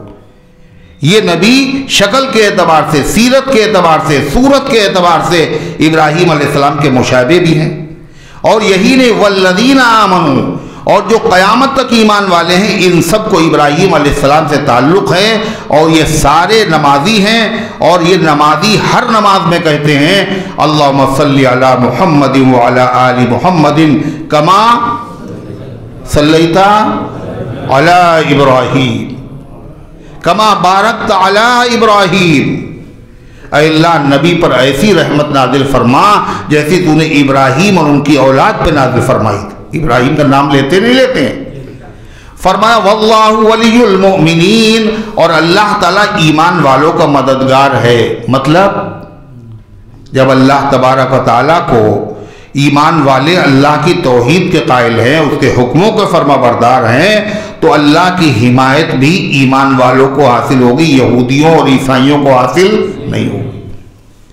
اور دنیا دیکھ رہی ہے، غزہ میں تھوڑے سے لوگ ہیں اور سامنے فوجوں کی فوجیں اور پوری باطل طاقتیں اکٹھا ہیں، اور ان کا ایسا بلڈوزر ہے اور ان کا ایسا ٹینک ہے جو بہت مہنگا ہے اور جس پہ ان کو ناز ہے، کوئی آلہ اس کو توڑ نہیں سکتا۔ 1200 ان کے ٹینک ان مجاہدین نے بالکل ریزہ ریزہ کر دیے، جلا کر راکھ بنا دی۔ وہ بھی جل گئے اور ٹینک میں یہودی بھی جل گئے۔ اللہ کی کیسے مدد ہو رہی ہے؟ سامنے سے ایک مجاہد آ رہا ہے اور اس کے گردن کے اوپر جو ہے کیا ہے؟ ایک میزائل رکھا ہوا ہے، خود کا بنایا ہوا، یاسین 015۔ اب وہ لے کے آ رہا ہے، ٹینک کی نلی بھی اسی طرف ہے جس سے گولے داغے جاتے ہیں، اور چار اس کے اوپر فوجی بیٹھے ہوئے اور سامنے سے سینہ تانے ہوئے چلا آ رہا ہے، کندھے پہ رکھے ہوئے۔ اگر یہ چاہیں تو ایک گولا اس کا کام تمام کر سکتا ہے، مگر یہ چاروں اندھے ہو جاتے ہیں، کو دکھتا ہی نہیں ہے، اور وہ آ کر کے اس کو اڑا دیتا ہے۔ اللہ ولی المومنین، اللہ ایمان والوں کا مددگار تھا اور اللہ ایمان والوں کا مددگار ہے۔ اللہ فرماتا یہودی اور عیسائی کتنا بھی چاہیں کہ مسلمانوں کو اسلام سے دور کر دیں اور اسلام سے ان کو مرتد کر دیں، لاکھ تدبیریں کریں، پروپیگنڈا کریں، افواہیں اڑائیں، مگر کسی وجہ سے مسلمان ان کے جال میں پھنس نہیں سکتے۔ چنانچہ یہودیوں نے کیا کیا؟ اس لیے کہ یہودیوں کو مسلمانوں پر حسد ہے۔ کیوں حسد؟ آخری نبی ان میں آئے اور ہماری برادری کے ہیں نہیں، ہم نے تو مانا نہیں ان کو، مگر ہیں وہی شاندار نبی، ان کی امت کی یہ فضیلت، ان کے ساتھ یہ معاملات، تو اس لیے یہودیوں کو جلن اور حسد ہے، کس سے؟ اللہ کے نبی سے بھی تھی اور آپ کی امت سے بھی ہے۔ یہودیوں نے جو آپ کی نبوت کا اقرار نہیں کیا تو صرف کس وجہ سے؟ حسد کی وجہ سے۔ ہماری برادری آپ کو زہر دیا، آپ پر پتھر ڈال کے مارنے کی کوشش کی، یہ سب حسد کی وجہ سے۔ یہودیوں نے یعنی آپ پر ٹونا ٹوٹکا جادو کیا، حسد کی وجہ سے۔ اور آج بھی یہودی حسد کرتے ہو، اور حسد کرنے والا کیا چاہتا ہے؟ حسد کرنے والا کیا چاہتا ہے؟ کہ جس آدمی سے وہ جل رہا ہے اس آدمی کی ترقی خوب ہو جائے، ہاں یہی چاہتا ہے۔ یہ چاہتا ہے اتنی ترقی ہمیں مل جائے، یہ بھی نہیں چاہتا، جتنے اس کی ترقی اور اس کو ترقی دے دے، یہ بھی نہیں چاہتا۔ یہ کیسے چاہے گا؟ جل رہا ہے۔ اور یہ بھی نہیں چاہتا جیسے ان کی دکان چل رہی ہے ایسے ہی ہماری بھی چلے، یہ بھی نہیں چاہتا۔ وہ کیا چاہتے ہیں؟ ہماری چلے یا نہ چلے مگر اس کی نہ چلے، ہے؟ کسی نے کوبڑے سے پوچھا کیا چاہتے ہو؟ تمہارا کوبڑ صحیح ہو جائے، یہ پوری دنیا کوبڑی ہو جائے۔ کہہ لے میرا صحیح ہونا صحیح، پوری دنیا کوبڑی ہو جائے۔ یہودی چاہتے کہ یہ ایمان والے، یہ اسلام کو انہوں نے قبول کیوں کر لیا، صراط مستقیم پر کیوں ہے، ان کو اپنا جیسا بنانے کی ہم کوشش کریں گے۔ چنانچہ اس کی انہوں نے تدبیریں کی۔ حضرت عمار ابن یاسر سے کہا، حضرت حذیفہ ابن الیمان سے کہا کہ یہودی بن جاؤ، یہی مذہب برحق ہے۔ اللہ کیا کہہ رہا قرآن میں سنیے، وَدَّتْ طَائِفَةٌ مِّنْ أَهْلِ الْكِتَابِ، اور اہل کتاب میں سے ایک جماعت چاہتی ہے، تمنا رکھتی ہے، کیا؟ لَوْ يُضِلُّونَكُمْ، کہ تمہیں گمراہ کر دے، دین حق سے تمہیں پھیر دے۔ وَمَا يُضِلُّونَ إِلَّا أَنفُسَهُمْ وَمَا يَشْعُرُونَ، اللہ فرماتا اور وہ تمہیں گمراہ نہیں کر سکتے، وہ تمہیں گمراہ نہیں کر سکتے. تمنا کریں گے، سازشیں کریں گے، مگر اللہ تمہارا حامی ہے، مددگار ہے، وہ مسلمانوں کو گمراہ نہیں ہونے دے گا. وما یضلون انفسهم، وہ نہیں گمراہ کرتے مگر اپنے آپ کو. مطلب مسلمان تو جال میں پھنسیں گے نہیں، مگر گمراہ کرنے کی جو کوششیں کی ہیں، جو جھوٹ بولا ہے، جو پروپیگنڈا کیا ہے، جو تحریفات کی ہیں، ان سب کے گناہوں کا وبال کس پر پڑے گا؟ انہیں پر پڑے گا. وما یضلون الا انفسهم، وہ کسی کو گمراہ نہیں کر سکتے مگر اپنے آپ کو. وما یشعرون، اور ان کو پتہ بھی نہیں ہے. یہودیوں نے کیا کیا ترکیبیں کی مسلمانوں کو اسلام سے ہٹانے کے لیے. یہودیوں نے آپس میں مشورہ کیا اور کچھ یہودیوں کو تیار کیا. کہلے دیکھو ایسا ہے، سویرے سویرے تم سب لوگ جانا. کہاں جانا؟ حضور پاک صلی اللہ علیہ وسلم کی مسجد میں جاؤ، صبح صبح فجر کی نماز میں، اور جا کے مسجد میں سب کے سامنے نماز بھی حضور کے پیچھے پڑھو اور کہو ہم سب نے ایمان قبول کر لیا. یہ صبح صبح کرنا. پھر اس کے بعد شام کو عصر کی نماز میں کہہ دینا، کہنا ہم نے یہ دین چھوڑ دیا. صبح مان لینا اور شام کو انکار کر دینا.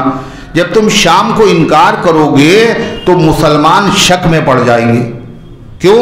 کہیں گے یہ پڑھے لکھے لوگ ہیں، ان میں تعصب بالکل نہیں ہے، جبھی انہوں نے اسلام قبول کر لیا تھا. اور اس کے بعد پڑھے لکھے لوگوں نے اسلام میں کوئی کمی دیکھی ہوگی جبھی اسلام کو چھوڑ دیا، لہذا ہمیں بھی چھوڑ دینا چاہیے. یہ اسکیم بنائی، پروگرام بنایا، اور اللہ تعالیٰ نے اس پروگرام کا تذکرہ، اسکیم کا تذکرہ اور سازش کا تذکرہ قرآن کی آیتوں میں فرمایا. سنیے، اللہ فرماتا ہے،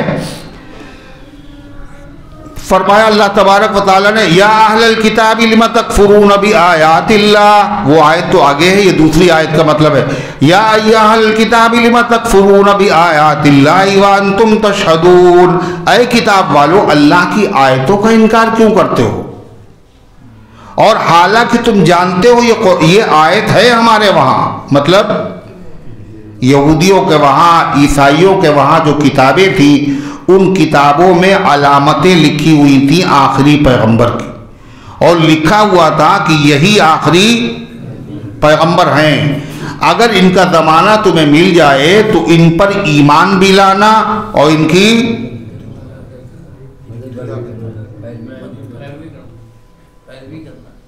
مدد بھی کرنا. لَتُؤْمِنُنَّ بِهِ وَلَتَنْصُرُنَّ، ایمان بھی لاؤ گے، مدد بھی کرو. یہ اللہ نے عہد لیا تھا یہود و نصارہ، اور یہ توریت اور انجیل میں موجود تھا. مگر ان ظالموں نے اس کے باوجود اللہ کے پیغمبر پر ایمان بھی نہیں لائے اور مدد بھی نہیں کی، اور کہا ہماری کتاب میں ایسا کوئی حکم نہیں ہے. تو وہ آیت کس کی کتاب کی تھی؟ کون سی کتاب کی تھی؟ توریت اور انجیل کی. توریت اور انجیل کی کتاب کس کی؟ یہودیوں اور عیسائیوں کی. اس آیت کو جب نہیں مانا، اس کا انکار کر دیا، تو اس کے نتیجے میں نہ ان کا ایمان توریت پر رہا، نہ انجیل پر رہا، نہ آخری نبی پر رہا. آخری نبی پر ایمان نہیں لاؤ گے تو تمہارا ایمان نہ قرآن پر رہے گا، نہ توریت اور انجیل پر رہے گا. لِمَ تَكْفُرُونَ بِآیَاتِ اللَّهِ، کیوں اللہ کی آیتوں کا انکار کرتے ہو؟ وَأَنْتُمْ تَشْهَدُونَ، اور جبکہ تم جانتے ہو یہ آیتیں ہماری کتاب میں موجود. یا اہل الکتاب لم تلبسون الحق بالباطل وتکتمون الحق وانتم تعلمون. اے کتاب والو، تم حق کو باطل کے ساتھ کیوں ملاتے ہو؟ حق بات لکھی ہے تو لوگ سمجھ نہ جائیں، اس لیے اس میں تھوڑا سا اپنی طرف سے کچھ ملا دیا. ان کی کتاب میں لکھا تھا حضور پاک صلی اللہ علیہ وسلم کے بارے میں کہ آخری پیغمبر جو ہوں گے ان کا قدر، ان کی ہائٹ بہترین ہوگی، خوبصورت، درمیانی، نہ بہت لمبے نہ بہت چھوٹے. انہوں نے اس میں ملا دیا جو آخری نبی ہوں گے بہت لمبے ہوں گے. اس میں لکھا تھا معتدل ہوگا، انہوں نے اپنی طرف سے اس میں لمبے ہوں. کہا ان کا چہرہ نہ چونے کی طرح سفید ہوگا اور نہ سیاہ ہوگا، بلکہ وہ گیہوں کی طرح ہوگا مگر اس میں سرخی ملی ہوئی ہوگی، یہ سب سے بہترین کلر ہے۔ انہوں نے کیا کہا؟ اپنی کتاب میں لکھ دیا کہ ان کا کلر جو ہوگا بالکل چونے کی طرح ہوگا، اور ویسا ہے نہیں ان کا کلر، تاکہ لوگ ایمان نہ لائیں۔ کہا ان کے بال نہ بالکل سیدھے ہوں گے نہ بالکل چھلے دار ہوں گے، بلکہ ہلکا سا ان میں خم ہوگا۔ انہوں نے لکھ دیا ان کے بال بالکل گول گول ہوں گے۔ یہ کیا ہے؟ لِمَ تَلْبِسُونَ الْحَقَّ بِالْبَاطِلِ، کیوں ملاتے ہو حق کو باطل کے ساتھ؟ وَتَكْتُمُونَ الْحَقَّ، اور حق کو چھپاتے ہو، نبی کی صفات کو چھپاتے تھے، لوگوں کو بتاتے ہی نہیں تھے۔ حدیث میں آتا ہے کہ ایک یہودی کا بیٹا تھا، لڑکا، وہ حضور پاک صلی اللہ علیہ وسلم کی خدمت کرتا تھا۔ بیمار ہو گیا وہ، تو حضور پاک صلی اللہ علیہ وسلم صحابہ کے ساتھ اس کی عیادت کرنے کے لیے گئے۔ جب دیکھا تو دیکھا اس کا آخری وقت ہے، اور باپ مایوس ہے اس کی زندگی سے، اور اس کے سرہانے وہ توریت پڑھ رہا ہے۔ جیسے مسلمان قرآن پڑھتا ہے، قرآن کی برکت سے اللہ شفا دے گا۔ اللہ قرآن میں کہتا ہے وَنُنَزِّلُ مِنَ الْقُرْآنِ مَا هُوَ شِفَاءٌ وَرَحْمَةٌ لِّلْمُؤْمِنِينَ، ہم قرآن میں وہ آیتیں نازل کرتے ہیں جو شفا ہیں اور رحمت ہے ایمان والوں کے لیے۔ وَيَشْفِي صُدُورَ قَوْمٍ مُّؤْمِنِينَ، اس سے ایمان والوں کے دلوں کو شفا ملتی ہے۔ تو وہ ان کا وہ یہودی تھا، وہ کون سی کتاب پڑھ رہا تھا؟ توریت۔ تو حضور پاک علیہ السلام نے کہا کیا اس کتاب میں میرا بھی ذکر ہے؟ میرا بھی ذکر کچھ پاتے ہو اس کتاب میں؟ بیٹا لب دم ہے، مرنے کے قریب ہے، ایسی مصیبت میں مبتلا ہے، مگر اس وقت بھی اس کا باپ ظالم شقی بدبخت تھا، اس نے کہا اس کتاب میں آپ کا کوئی ذکر ہم نہیں پاتے۔ تو وہ جو بچہ تھا قریب المرگ، وہ بولا میرے ابا جھوٹ بول رہے ہیں اے اللہ کے نبی، اور توریت میں ہم نے آپ کا ذکر پڑھا ہے، اشہدو ان لا الہ الا اللہ واشہدو ان محمد عبدہ ورسولہ، کہا اور اس کا انتقال ہو گیا۔ آپ نے فرمایا اپنے بھائی کو کفناؤ، دفناؤ، نماز جنازہ پڑھو۔ اللہ نے اس کو جہنم میں جانے سے بچا لیا، میری رسالت کا اس نے اقرار کر لیا۔ یہ تھا حقیقت میں اللہ کے محبوب کی خدمت کا صلہ، اللہ نے بچا لیا۔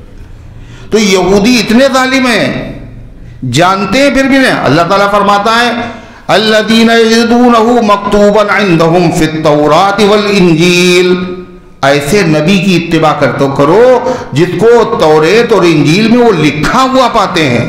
خدا قرآن میں کہہ رہا ہے، مگر یہ لوگ چھپاتے تھے۔ اللہ تبارک و تعالیٰ فرما رہا ان کی سازش کا تذکرہ، تاکہ جو مسلمان ہوئے ہیں وہ بھی کچے ہو جائیں اور اسلام چھوڑ کر کے یہودی ہو جائیں، یا جو بت پرست تھے جنہوں نے بت پرستی چھوڑی تھی اور اسلام قبول کر لیا تھا، وہ اسلام چھوڑ کے بت پرستی میں مبتلا ہو جائیں۔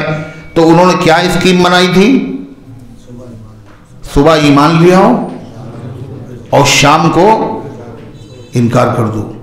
تو اس سے کیا ہوگا؟ ایک تیر سے دو شکار ہو جائیں گے، یعنی وہ لوگ یہ بھی سمجھیں گے ان میں تعصب بالکل نہیں ہے، دیکھیے ایمان لیا، اور پھر یہ بھی ہوگا پڑھے لکھے لوگ ہیں، کچھ کمی دیکھی ہوگی جبھی اسلام چھوڑا ہے، اور ہم لوگ تو پڑھے لکھے لوگ ہیں نہیں، لہذا چلو ہم لوگ بھی چھوڑ دیں۔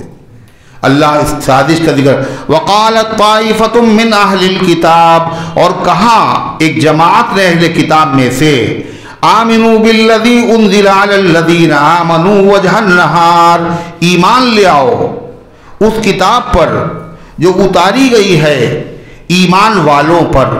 ایمان والوں پہ کتاب اتری، اللہ کے نبی پہ اتری، مگر ایمان والوں کے لیے اتری ہے۔ ایمان لے آؤ اس کتاب پر جو اتاری گئی ہے ان لوگوں پر، الذین آمنوا، ایمان والوں پر، ایمان والوں کے لیے جو کتاب اتاری ہے وہ کون سی کتاب ہے؟ قرآن پہ ایمان لے آؤ۔ کب ایمان لاؤ؟ وجہ النہار، دن کے شروع میں، وَاکْفُرُوا آخِرَهُ، اور انکار کر دو اس کا آخر دن میں۔ کیوں؟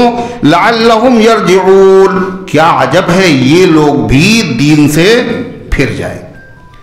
وَلَا تُؤْمِنُوا إِلَّا لِمَنْ تَبِعَ دِينَكُمْ، جن سے کہا ایمان لے آنا دن کے شروع میں، ان سے اور یہ بھی کہا ایمان تو لانا مگر سچے دل سے نہ لانا۔ وہ لوگ سمجھیں یہ سچے دل سے مسلمان ہو گیا ہے، لیکن سچے دل سے نہ لانا، ان کو خالی دھوکہ دینا ہے۔ کیا کہا؟ وَلَا تُؤْمِنُوا إِلَّا لِمَنْ تَبِعَ دِينَكُمْ، اور ایمان نہ لانا سچے دل سے۔ سچے دل سے ایمان میں اسی کی پیروی کرنا جو تمہارے دین کی پیروی کرنے والا ہے، اپنے مولویوں کی بات ماننا اور ان کی بات نہ ماننا۔ قُلْ إِنَّ الْهُدَى هُدَى اللَّهِ، اللہ فرماتا ہے ان سے کہو چاہے جتنی سازشیں کرو اور چاہے جتنے ترکیبیں کرو، اسلام سے لوگ ہٹ جائیں، تمہاری سازشیں بیکار ہو جائیں گی۔ اللہ نے جس کو ہدایت دے دی اس کو ہدایت کے راستے سے کوئی ہٹا نہیں سکتا۔ اللہ فرماتا قل ان الہدی ہدی اللہ، آپ فرمائیے ہدایت تو اللہ کی ہدایت ہے، یعنی ہدایت اللہ کے دینے سے ملتی ہے۔ من یہدہ اللہ فلا مضل لہ، اللہ جس کو ہدایت دے اس کو کوئی گمراہ کرنے والا نہیں۔ ومن یضللہ فلا ہادی لہ، اور اللہ جس کو گمراہ کر دے اسے کوئی ہدایت دینے والا نہیں۔ دیکھیے یہودی تھے، پڑھے لکھے تھے، سب کچھ جانتے تھے، مگر پھر بھی ہدایت نہیں ملی۔ ابو جہل کو نہیں ملی، ابو جہل کے بیٹے کو دے دی اللہ تبارک و تعالیٰ نے۔ ارے ہوا نہیں ہوا؟ جن یہودیوں نے پروگرام بنایا تھا کہ اللہ کے نبی صلی اللہ علیہ وسلم دیوار کے نیچے بیٹھے اور ایک آدمی اوپر سے جا کے پتھر گرا دے، حضور مر جائے، قصہ ختم ہو جائے، اللہ تعالیٰ نے جبریل کے ذریعے سے بتا دیا ان کا یہ منصوبہ، آپ اٹھے اور مدینے آ گئے۔ تو وہ یہودی تو ایمان نہیں لائے جنہوں نے اسکیم بنائی تھی، مگر وہ آدمی جس کو پتھر ڈالنے کے لیے یہودیوں نے مقرر کیا تھا وہ ایمان لے آئے۔ یہ اللہ کی ہدایت کے دروازے ہیں۔ آپ بتائیے حضرت ابو طالب جن کے لیے حضور دعا کر رہے ہیں، شفیق چچا ہیں، ایمان نہیں لا رہے۔ اور حضرت حمزہ کے قاتل حضرت وحشی جن سے آپ کو بڑی تکلیف ہوئی جن کے قتل پر، اور آپ نے حضرت حمزہ کے قاتل سے یہ بھی کہا جو صحابی ہوئے رضی اللہ عنہ کہ دیکھو میرے سامنے نہ آنا تم، مگر اللہ نے ایمان ان کو بھی عطا فرما دیا۔ تو ان یہودیوں سے کہہ دو چاہے جتنی اسلام کے خلاف سازشیں کرتے رہو تمہاری سازشوں سے کچھ نہیں ہوگا، ہدایت تو اللہ کی ہدایت ہے، ہدایت اللہ کے دینے سے ملتی ہے۔ اللہ نے جس کو ہدایت دے دی پوری دنیا مل کر کے گمراہ کرنا چاہے اس کو گمراہ نہیں کر سکتا۔ اللہ فرماتا ان یؤتی احد مثل ما اوتیتم او یحاجوکم عند ربکم، یہ یہودی ترکیبیں کر کیوں رہے؟ آخر یہودی یہ ایسی سازشیں کیوں کر رہے ہیں اسلام سے لوگ پھر جائیں، اسلام نہ قبول کرے؟ اللہ کہتا ہے حسد ہے، حسد کہ جیسے ہمارے وہاں نبی ہیں موسیٰ، ان پہ کتاب نازل ہوئی، عیسیٰ ہیں کتاب نازل ہوئی، یہ جو مسلمان ہیں ان کے جو نبی ہیں ان میں کوئی نبی آیا ہی نہیں تھا، سارے نبی تو ہماری برادری میں آتے رہے، اب ان کے نبی آ گئے لہذا ہم اس کو مانیں گے نہیں۔ اللہ فرماتا حسد کس بات پر؟ ان یؤتی احد مثل ما اوتیتم، کہ دے دیا گیا کسی کو اسی جیسی چیز جو تمہیں دی گئی، تمہیں جیسے ملی تھی نبوت تمہارے خاندان میں وہاں بھی نبوت مل گئی، کتاب تمہارے وہاں نازل ہوئی ان کے وہاں بھی کتاب آ گئی۔ او یحاجوکم عند ربکم، یا یہ لوگ تمہارے اوپر غالب آ جائیں گے تمہارے رب کے پاس، مطلب ظاہری طور پر ایمان لانا، اور یہ جو ہماری کتابوں میں لکھا ہوا ہے کہ واقعی محمد صلی اللہ علیہ وسلم سچے نبی ہیں، یہ کسی کو بتانا نہیں، اگر بتانا تو اپنے ہی لوگوں کو بتانا، مسلمانوں کو نہ بتانا۔ اگر مسلمانوں کو بتاؤ گے تو دنیا کے سامنے مسلمان کہے گا ان کی کتاب میں لکھا ہے پھر بھی مانتے نہیں، اور اللہ کی عدالت میں مسلمان یہ کہے گا اے اللہ یہ مانتے تھے، ہم سے اقرار کرتے تھے ہماری کتاب میں لکھا ہوا اور پھر بھی انہوں نے نہیں مانا۔ ان سے نہ بتانا، اگر ان سے نہیں بتائیں گے تو اللہ تعالیٰ کے وہاں چھپ جائے گا کیا؟ اللہ تعالیٰ فرماتا قل ان الفضل بید اللہ یؤتیہ من یشاء، ان سے کہو جلو نہیں، یہ اللہ کا فضل ہے، اللہ کا کرم ہے، جو اللہ نے مسلمانوں کو عطا فرمایا، اور اللہ کا فضل اور اللہ کا کرم اور اللہ کی رحمت اللہ کے قبضے میں ہے۔ یؤتیہ من یشاء، وہ جس کو چاہتا ہے عطا فرما دیتا ہے۔ کوئی آدمی اللہ اگر دینا چاہے تو پوری دنیا مل کر چھین نہیں سکتی، محروم نہیں کر سکتی ہے۔ واللہ واسع علیم، اور اللہ بہت وسعت والا ہے، اس کے خزانے میں کمی نہیں، علم والا ہے کہ کون سی چیز کس کو دینا چاہیے، کون کس لائق ہے۔ یختص برحمتہ من یشاء، اللہ اپنی رحمت جس کے ساتھ چاہتا ہے خاص کر دیتا ہے۔ واللہ ذو الفضل العظیم، اور اللہ بہت فضل اور کرم والا ہے۔ اللہ فرماتا ہے یہودیوں کی حالت تم نے دیکھی، یہ خائن ہیں، خیانت کرنے والے ہیں، کتاب میں لکھا ہے اور لوگوں کے سامنے بتاتے نہیں، اس میں اپنی طرف سے تبدیلی کر دیتے ہیں، حضور کی صفات کو چھپا لیتے ہیں۔ یہ دین میں بھی خیانت کرنے والے ہیں اور یہ دنیا میں بھی خیانت کرنے والے۔ قرآن یہ بتا رہا ہے سمجھو، جو آدمی 4 پیسے کے لیے جھوٹ بول سکتا ہے وہ دین کی بات میں بھی جھوٹ بول سکتا ہے۔ لہذا یہ تو دین ہوا، یہودی 4 پیسوں میں بھی امانت دار نہیں ہے۔ یہی حال ہے۔ ایک امام بخاری رحمۃ اللہ علیہ، یہ دین کیسا ہے، امام بخاری رحمۃ اللہ علیہ بخاری شریف انہوں نے لکھی، ایک ایک حدیث کے لیے لمبے لمبے سفر کیے، اور ہر حدیث لکھنے سے پہلے غسل کیا، 2 رکعت نماز پڑھی، پھر حدیث لکھی، اور بہت اہتمام۔ ایک جگہ جب پہنچے ایک محدث سے حدیث لینے کے لیے تو پتہ چلا گھر پہ نہیں ہے، کہاں ہے؟ کہ وہ میدان میں گئے، ان کو دیکھا کہ وہ کھیت میں ہیں اور اپنا دامن یوں اٹھائے ہوئے ہیں اور گھوڑے کو بلا رہے ہیں، اور دامن یوں لیے، جھولی بنائے ہوئے اپنے دامن کی۔ تو امام بخاری نے ان سے پوچھا جھولی میں کیا ہے؟ کہنے کچھ بھی نہیں۔ تو امام بخاری الٹے پیروں واپس ہو، کہنے خیریت؟ کہ ہم آپ سے حدیث لینے آئے تھے، مگر اب ارادہ میں نے بدل دیا۔ جو آدمی گھوڑے جانور کو دھوکہ دے سکتا ہے وہ دین میں بھی دھوکہ دے سکتا ہے۔ اللہ فرماتا ہے یہ یہودی، ان کی نیت 4 پیسے پہ خراب ہے تو دین میں خراب نہیں ہوگی۔ کیا ہے ان کا حال سنیے، فرما وَمِنْ أَهْلِ الْكِتَابِ مَنْ إِنْ تَأْمَنْهُ بِقِنْطَارٍ يُؤَدِّهِ إِلَيْكَ، ان اہل کتاب میں سے بعض ایسے بھی ہیں، اتنے ایماندار ہیں کہ اگر تم ان کے پاس رکھ دو خزانہ، کیا رکھ دو؟ خزانہ، یؤدیہ الیک، وہ پورا تمہارے حوالے کر دیں گے، ذرہ برابر کمی نہیں کریں گے۔ یہ وہی اہل کتاب میں سے لوگ ہیں جو توریت پر، انجیل پر ایمان رکھتے تھے، اور بعد میں جب اللہ کے نبی نے نبوت کا اعلان کیا تو حضور کا بھی انہوں نے کلمہ پڑھ لیا۔ ان کے اندر اتنی دیانت اور امانت ہے کہ اگر ان کے پاس خزانہ رکھ دیا جائے ان کی نیت خراب نہیں ہو۔ عبداللہ ابن سلام یہودیوں کے بڑے عالم تھے، مسلمان ہو گئے۔ ایک شخص نے ان کے پاس 1200 اوقیہ چاندی رکھی، سونا رکھا، اور اس کے بعد وہ لینے کے لیے کہا یہ آپ کی امانت ہے، آپ کے حوالے۔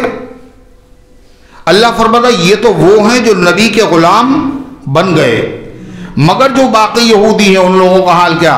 وَمِنْهُمْ مَنْ إِنْ تَأْمَنْهُ بِدِينَارٍ لَا يُؤَدِّهِ إِلَيْكَ، ان میں سے بعض ایسے بھی ہیں اگر بطور امانت کے ان کے پاس 1 دینار رکھیں آپ، پورا خزانہ نہیں، کتنا؟ 1 دینار رکھ دیں آپ، لا یؤدیہ الیک، تو وہ بھی آپ کو واپس نہیں کرے گا۔ اور واپس کرنا تو بڑی دور کی بات ہے، وہ اقرار بھی نہیں کرے گا کہ آپ کا 1 روپیہ میرے پاس ہے۔ کب تک اقرار کرے گا؟ الا ما دمت علیہ قائما، جب تک کہ تم اس کے سر پر کھڑے رہو گے تو کہے گا ہاں آپ کا 1 روپیہ میرے پاس ہے۔ لیکن جہاں اس سے ٹلے تو کہے گا کیسا روپیہ آپ نے مجھے کب دیا تھا؟ دینا تو بڑی بات ہے، 1 روپے پہ نیت خراب۔ یہودی تھا، اس کا نام تھا فنحاس، 1 دینار کسی نے اس کے بعد رکھا، جب اس کے بعد مانگنے گیا کہا کیسا دینار آپ نے کب دیا تھا مجھے؟ 1 دینار پہ نیت خراب۔ تو جس کی 4 پیسے پہ نیت خراب ہو جائے وہ آدمی دین میں کیسے معتبر ہو سکتا ہے؟ اس کے دین کا بھی اعتبار نہیں ہو سکتا ہے. کیسے لے لیا جائے صحیح؟ اسی لیے حدیث میں آتا ہے معلوم کیا کہ اس دین اللہ کی امانت ہے. فانظروا عمن تاخذون دینہ، دیکھ لو دین کس سے سیکھ رہے ہو. ہر آدمی سے دین کی باتیں نہ معلوم کیا کرو. کل یوٹیوب زندہ باد، اس پہ ہر طرح کی دین کی باتیں آتی ہیں. آپ کو پتہ نہیں ہے الاسناد من الدین، دین میں سند ہونا بہت ضروری ہے، یعنی پروف ہونا چاہیے یہ کہاں سے آیا. اور ہر آدمی سے نہ لو. دیکھو یہ آدمی ہے کیسا، یہ گھوڑے کو دھوکہ دے سکتا ہے تو انسانوں کو بھی دھوکہ دے سکتا ہے. لہذا وہ مسئلہ بتا رہا صحیح بتا رہا ہے مگر اس کے مسئلے کا اعتبار نہیں ہے. اور آپ کو کیا پتا کہ ہر لائن میں 2 طرح کی چیزیں ہوتی ہیں، ڈپلیکیٹ اور اوریجنل ہے. انسان بھی بھید بنا لیتا ہے، بہروپیہ بن جاتا ہے اور دھوکے دیتا ہے. آج کل مسئلہ کون ہو؟ کہتے کسی مولوی سے نہ پوچھنا، کسی مولوی سے نہ پوچھنا. پھر کل پڑھے لکھے آدمی ہوں. دیکھو بخاری شریف ہے، یہ اردو میں ترجمہ موجود ہے. یہ مسلم ہے، اس کا بھی ترجمہ موجود ہے. ڈائریکٹ ترجمہ دیکھو. مولویوں کے چکر میں نہ پڑنا. وہ جانتا ہے مولوی بتائے گا اس حدیث کا مطلب یہ نہیں جو تم سمجھ رہے ہو، اور اس طریقے سے یہ جال میں پھنسے گا نہیں. خود پڑھے گا تو جال میں پھنس جائے گا. کیوں؟ نیم حکیم خطرہ جان اور نیم ملا خطرہ ایمان. کل دیکھو یہ بخاری ہے، قرآن کے بعد ہے نہیں ہے؟ ہاں ہے. کل اس میں لکھا ہے سورہ فاتحہ کے بغیر نماز نہیں ہوتی. اب اس میں لکھا ہے، ترجمے میں دیکھا ہوں سورہ فاتحہ کے بغیر نماز نہیں ہوتی. کل کتنے دن سے تم نماز پڑھ لو؟ کل ہم 80 سال ہو گئے. کل ایک نماز تمہاری نہیں ہوئی، تم نے نماز پڑھی نہیں سورہ فاتحہ کے بغیر. ابے حدیث میں لکھا ہوا ہے، مولویوں کے چکر میں مت پڑھو. یہ ہے گمراہ کرنا. اور مولوی کے پاس پہنچے تو مولوی کیا کہے گا؟ اس میں یہ کہاں لکھا ہوا ہے امام کے پیچھے سورہ فاتحہ نہ پڑھو جب بھی نماز نہیں ہوتی؟ اس میں یہ تو نہیں لکھا ہوا. یہ دکھاؤ.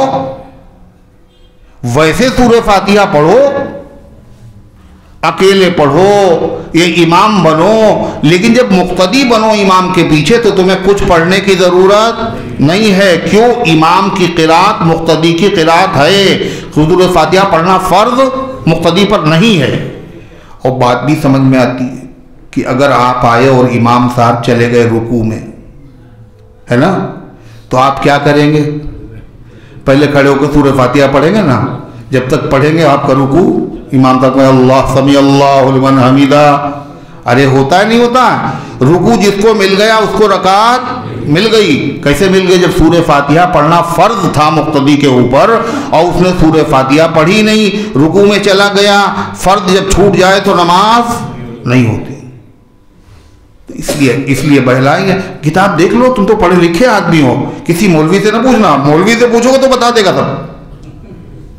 اللہ تعالیٰ اسی کو فرماتا ہے، فرمایا لا یؤدیہ الا الیک الا ما دمت علیہ قائما. اللہ کہتا ایسا کیوں؟ آخر یہ خیانت کیوں کر رہے ہیں؟ تمہارا مال لے رہے ہیں اور اس کو بھی برا نہیں سمجھ رہے ہیں، اور ہیں توریت والے اور انجیل والے، آسمانی کتابوں کے ماننے والے، اس کے بعد بھی لوگوں کا مال ہڑپ رہے.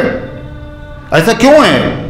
اللہ فرماتا ایسا اس لیے ہے کہ ان لوگوں نے یہ عقیدہ گڑھ رکھا ہے تمہارے مذہب کے خلاف اگر کسی کا مذہب ہو تو اس کا پیسہ مار لینا، اس کو ٹوپی پہنا دینا کیا ہے؟ جائز. اور یہی عقیدہ رافضیوں کو بھی ہے. اللہ تعالیٰ فرماتا کیا ایسا کیوں ہے؟ فرمایا اللہ تعالیٰ نے کیا کہتے ہیں؟ ذالک بانہم قالوا لیس علینا فی الامیین سبیل. ایسا اس وجہ سے ہے کہ انہوں نے کہا ہمارے اوپر کوئی گناہ نہیں ہے. امی لوگ، عرب کے لوگ، ان کا مال لے لینے میں ہمارے اوپر کوئی گناہ نہیں ہے، چاہے جتنا مال کھا جاؤ ان کا. وَيَقُولُونَ عَلَى اللَّهِ الْكَذِبَ. اور کہتے ہیں ہماری کتاب میں بھی یہی لکھا ہوا. اور کتاب کس نے نازل کی؟ اللہ نے. اللہ کرا اللہ پہ جھوٹ بول رہے. بتائیے اللہ کہے گا؟ ارے اللہ کی تعلیم تو یہ ہے کافر ہو، مشرک ہو، بددین ہو، کوئی بھی ہو، کسی کا ناحق پیسہ لینا اسلام میں جائز نہیں، حرام ہے، حرام۔ دینار کسے کہتے ہیں؟ دین اور نار، دین اور نار، دین مذہب اور نار مانے آگ۔ کیا دین بھی ہے یہ اور آگ بھی ہے؟ یہ جو پیسہ ہے یہ دین نار، دین بھی ہے اور آگ بھی ہے۔ اگر اس کو حق کے حلال طریقے سے کماؤ گے تو ثواب ملے گا، یہ دین ہے، اور اگر ناحق طریقے سے اسے تم حاصل کرو گے تو کیا ہے یہ؟ پھر یہ آگ ہے اور جہنم میں جانے کا ذریعہ ہے۔ اللہ فرماتا ہے یقولون علی اللہ الکذب، وہ اللہ پر جھوٹ بولتے ہیں، وہم یعلمون، اور وہ جانتے ہیں کہ ان کے مذہب میں اللہ کی یہ تعلیم نہیں ہے۔ اللہ فرماتا کیوں نہیں ہوگا گناہ؟ اللہ کا قاعدہ تو یہ ہے من اوفا بعہدہ واتقی فإن اللہ یحب المتقین۔ کیوں نہیں؟ جو آدمی عہد کو پورا کرے، اللہ سے جو وعدہ کیا وہ پورا کرو، اللہ کی مخلوق سے وعدہ کیا، غیر مسلم سے وعدہ کیا، بشرطے کہ وہ جائز ہو، اس کو پورا کرو، اس کا حق ادا کرو۔ واتقی، اور اللہ سے ڈرے، فإن اللہ یحب المتقین، اللہ ایسے ڈرنے والوں سے محبت فرماتا ہے۔ اللہ ان گزارشات کو قبول فرمائے، عمل کرنے کی توفیق عطا فرمائے۔ محمد کلیم کا جو رئیس صاحب چین والے تھے مرحوم، ان کے بیٹے تھے محمد کلیم صاحب، وہ جدے میں تھے، کل ان کا انتقال ہو گیا۔ انا للہ و انا الیہ راجعون، اللہ ان کی مغفرت فرمائے۔ رئیس بھائی کی طبیعت خراب ہے، اور کس کی؟ آراف کی والدہ اور ان کی اہلیہ، اور محمد نصیب، محمد زید کی والدہ، ان کا آپریشن ہے، اور عبدالغنی مرحوم کی اہلیہ کی طبیعت خراب ہے۔ اللہ تعالیٰ ان تمام بیماروں کو شفا عطا فرمائے، جنہوں نے پرچے لکھے ہیں، جنہوں نے پرچے نہیں لکھے ہیں، جتنے بھی امت کے بیمار ہیں، اللہ سب کو شفا عطا فرما۔ اسلام میں پب جی کھیلنا حرام ہے یا حلال؟ اگر اس کی وجہ سے نماز نہ چھوٹے تو کھیل سکتے؟ جی نہیں، اس کو کھیلنا ہی جائز نہیں۔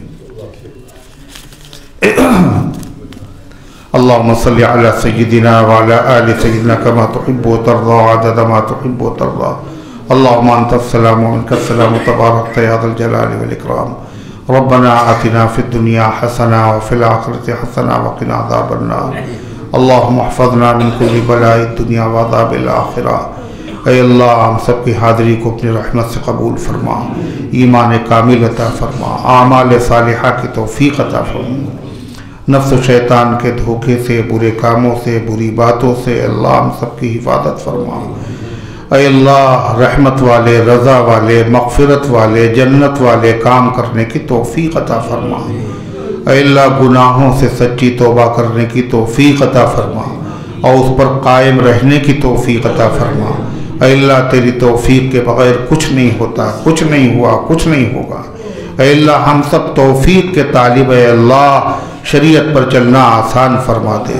اے اللہ شریعت سے کے خلاف کام کرنے کو ہم سب کے لیے مشکل بنا دے۔ اے اللہ جہاں کہیں تیرے بندے پریشان حال غیب سے ان کی مدد فرما، جو بیمار ہیں شفا عطا فرما، جو حاجت مند ہیں ان کی حاجتوں کو پورا فرما۔ اے اللہ جو غلط مقدمات میں ماخوذ ہے، خاص طور سے محمد مظہر صاحب ایک مقدمے میں ماخوذ ہیں اور ناحق، اے اللہ ایسے تمام کے تمام مظلومین کی مدد فرما، اجلت کے ساتھ، عزت کے ساتھ، اے اللہ رہائی عطا فرما۔